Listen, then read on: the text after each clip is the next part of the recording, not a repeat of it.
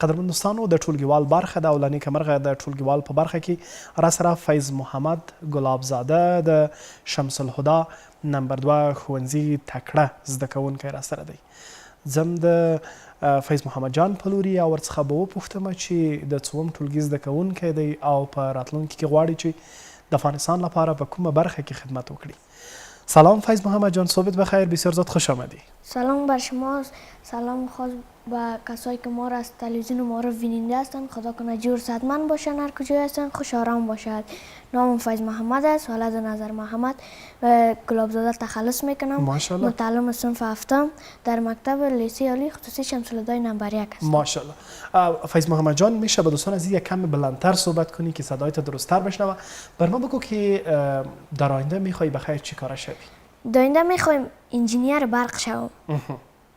چرا خواستی انجینیر باشی؟ مرا این انجینیر برق رشتهش خوشم میاد. خوشت میاد؟ بله. خانواده چی میگه که فیض محمد جان باید چی کاره شوه؟ خانواده میگه هر تصمیم خودت بگی ما قبول داریم. در داخل خانواده کی زیاد حمایتت میکنه؟ مادر جان، پدر جان؟ مادر جان ما میکنه، پدر جان ما، کاکا جان ما میکنه. ماشاءالله. غیر از مکتب دیگه کدام مصروفیت هم داری یا خیر؟ بله دارم. چی مصروفیت داری؟ در چینل یوتیوب کار میکنم. در چینل یوتیوب کار میکنی؟ بله. میخوایی که انجینیر شوی و در کنار از این میخوایی که ژورنالیست هم باشی؟ بله. بسیار عالی هست. خودت وقتی که بخیر انجینیر شدی، بزرگترین کاری را که انجام خواهد دادی چی خواهد بود؟ بزرگترین میخوایم انجینیر کلان برق شوم. انجینیر کلان برق باید کدام کارهای کلان انجام بده؟ مثال در دفتر باشه دیگه. یعنی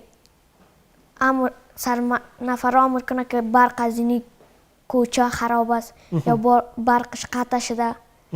انت میخوایم. ما باز میخوایم که فیض محمد جان به اندازه انجینیر برق کلان شوه بخیر که بتانه مشکلات برق افغانستان کلش حل بکنه. انشالله. درست است؟ بسیار عالی است. در بین مضامین مکتب کدام مضمون خیلی دوست داری؟ من مضمون دری. مضمون دری. و کدام استاد؟ استاد نامش یادم رفت. نامش یادت رفت؟ بله. استاد کدام مضمون هست؟ استاد دری است. استاد دری هست. بله. چرا استاد دری را بیشتر دوست داری؟ به خاطر مضمون دوست داری او را دوست داری یا کدام دلیل دیگه وجود داره؟ کل استادا را دوست دارم. باز استاد دری کمک میکنه. درس هم یاد میگیرم. بسیار عالی. از کل استادا بسیار درس یاد میگیرم. تقسیم اوقات برای کارا داری یا خیر؟ بله دارم. برای دوستان عزیز بگو زمانی که خودت صبح از خواب بلند میشی تا اینکه دوباره به خواب میری کدام کارها را در کدام زمانها انجام میدی؟ صبح که از خواب میخیزم نماز صبح میخوانم. سون مکتب میایم 12 بجه از مکتب که خلاص میشم در کار میرم. 3 بجه 4 بجه خلاص شدم پس میایم درس کورس ما میخوانم. صبح نماز وضو نماند؟ وضو میکنم نماز میخوانم. آفرین. باز مکتب میرم. بسیار از مکتب 12 بجه در کار میرم. باز اون 1 بجه نماز چاشت میخوانم. ماشاءالله. باز از اونجا 3 4 بجه خلاص میشم. باز میایم. با چاش باز وضو نکردی؟ وضو کردم با چاش. وضوی صبح بود؟ نه وضوی چاش. 1 بجه وضو میکنم نماز میخوانم. باز در کار شروع میکنیم. باز 3 بجه 4 بجه خلاص میشیم. باز طرف خانه میایم. درس ما را میخوانم. درس کورس ما. باز یک وضو میگیریم میریم در کورس. بسیار عالی. جماعت میته. ماشاءالله. نماز دیگر در کورس میخوانم. باز پس 6 بجه که از اونجا رخصت شدم خانه آمدم. باز یک چند دقیقه در اولیمو کمک ساتیری میکنیم. بسیار عالی. باز پس نماز شام خواندیم سر کارخانگی میشینیم. باز تا 9 بجه با نماز شام باز وضو نکردی؟ وضو کردم و نماز شام وضو میکنم. باز کارخانگی نماز خفتن که خواندیم باز خواب میکنیم. ماشاءالله. بر نماز خفتن خو وضوی شام بود. بسیار عالی است. فیض محمد جان، خودت گفتی که در وقفه‌ای که در نزدیک شام وجود داره خودت تفریح میکنی.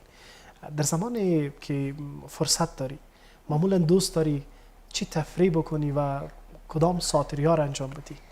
ما فوتبال میکنیم. همراهی کی فوتبال میکنی؟ بیادرم است، 2 تا بیادرم است، یک بچه کاکایم. 4 نفر یک جای میشیم، همسایه ماست. در یک خانه زندگی میکنیم، باز فوتبال میکنیم. ماشاءالله، بسیار عالی. فیض محمد جان، بر دوستان عزیزی که هم اکنون خودت میبینه و صدایت از طریق رادیو معارف میشنوه، بله. چه گفتنی و چی پیامی داری؟ پیام به می جوانا دارم، درس بخوانن، 1 دقیقه وقت خود ضایع نکنن تا وطن خود آباد کنیم. بسیار عالی. اینم که پیام است دیگه. ماشاءالله. دوستان عزیز، تلاش بکنید اطفال نازنینتان را تشویق بکنید تا برای آینده افغانستان و برای آینده افغانستان باشکوه اینها هم نهالهای پرثمر بر جامعه تقدیم شود.